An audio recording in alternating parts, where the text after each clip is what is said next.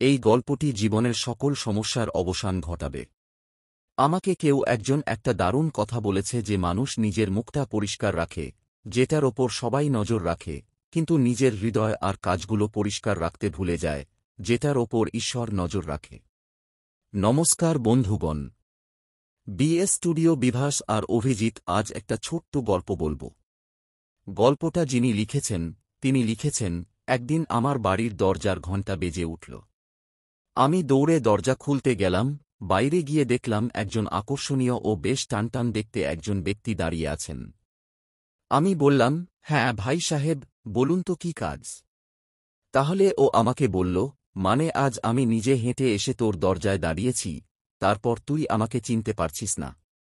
আমি বললাম, মানে বুঝতে পারছি না, তুমি কে? ও বলল, আমি সেই যে তোকেই সাহেব বানিয়েছি, যাদের কাছে আজ গাড়ি আছে, বাংলা আছে, পরিবারে সুখশান্তি আছে, সব আমার জন্য। আমি বললাম, মানে তুমি ঈশ্বর নাকি? ও ভাই সাহেব বলল, হ্যাঁ, আমি ঈশ্বর। তুই তো বলতেছিস চোখের সামনে থাকি কিন্তু দেখা যায় না, আজ আমি চোখের সামনে এসে গেছি।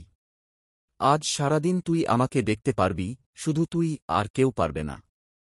সারাদিন তোমার সাথে থাক বলেছি, সত্যি সত্যি এত মজা করো না। বলল, হ্যাঁ সত্যি, আমি শুধু তোমাকেই দেখাব। আমি তখন ওদের সাথে কথা বলছিলাম, হঠাৎ মায়ের ডাক এলো, অরে কি করছিস দরজায়, ভেতরে আসো, কেউ তো নেই। আমি তখন ভয় পেয়ে গেলাম, কি হয়েছে মা, কেন দেখা যাচ্ছে না? দেরি না করে ভেতরে ঢুকলাম। ভেতরে এসে সোফায় বসলাম, পাশে ভাই বসেছিলেন।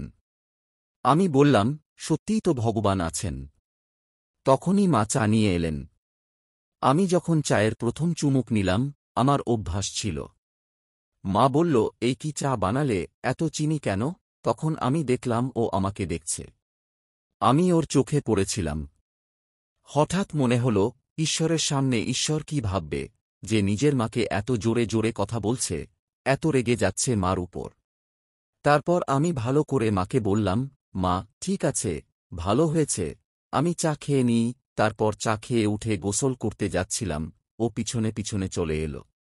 আমি বললাম, আরে এখানেই ছাড়ো, আমাকে সাজাতে দাও। সাজগোজ করে পুজো পাঠের জন্য গেলাম। ও সেখানে আমার সঙ্গেই ছিল, আমাকেই দেখাচ্ছিল। আমার খুব মন খারাপ করছিল। আমি আরাধনা করলাম, পুজো করলাম। বললাম, আজ তো ঈশ্বর সত্যিই আমার সঙ্গে আছেন। সৎ মনে পুজো শেষে বাইরে বের হলাম, গাড়িতে বসলাম। পাশের সিটে ভাই সাহেব বসেছিলেন, ঠিক ঈশ্বরের মতো। বললাম, আজ তো সত্যিই কিছু আলাদা হচ্ছে। আমরা একটু এগোতেই আমার ফোনে কল এলো। আমার অভ্যাস, গাড়ি চালাতে চালাতে ফোন রিসিভ করা। কল রিসিভ করতে গিয়ে ভাবলাম, হয়তো গাড়ি চালাতে চালাতে কেন ফোনে কথা বলব। তাই গাড়ি সাইডে দাঁড় করালাম, নিয়ম কানুন মেনে তারপর কথা বললাম। সামনে কেউ ডিলের জন্য এসেছে। আর আমার অভ্যাস, ভাই উপরের কিছু নিতেই হয়।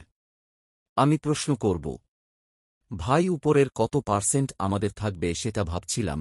তখনই বুঝেছিলাম আমি তাদের নজরে আছি। আমি কিছু বলিনি, শুধু বললাম, ঠিক আছে, কাজ হয়ে যাবে, তুমি অফিসে এসে আমার সঙ্গে দেখা করো। টাকা নিয়ে কোনো কথা হয়নি। অফিসে পৌঁছালে স্টাফদের সঙ্গে অনেকবার বাজে ব্যবহার করতাম, রেগে যেতাম, কথা বলতে বলতে গালিও বেরিয়ে যেত, নিজের জিহ্বা নিয়ন্ত্রণে রাখতে পারতাম না। কিন্তু ওই দিন, কারণ আমি তাদের নজরে ছিলাম, তাই আমি এমন কিছু করিনি, কারো সঙ্গে খারাপ ব্যবহার করিনি, রেগেও উঠিনি, শান্তিপূর্ণভাবে কথা বললাম। সবাই খুব অবাক হয়েছিল, আজ কি হলো স্যারের সঙ্গে? শান্তি ছিল, পুরো দিন ভালোভাবে কথা বললাম, ভালো আচরণ করেই কাটল।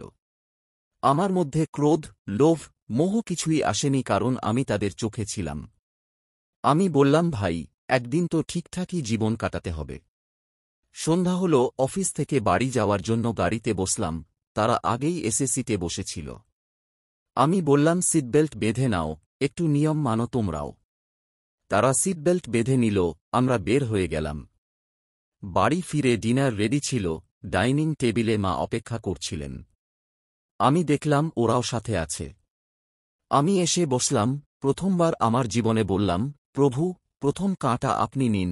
তিনি প্রথম কাঁটা নিলেন, তারপর আমি খাবার শুরু করলাম। ডিনার শেষ হলে মা বললেন, আজ তো তুই খেতে কোনো ত্রুটি করলি না, আজ তুই বলিসনি এতে এই কমতি, ওতে কমতি, তুই তো প্রতিদিন কিছু না কিছু বলিস।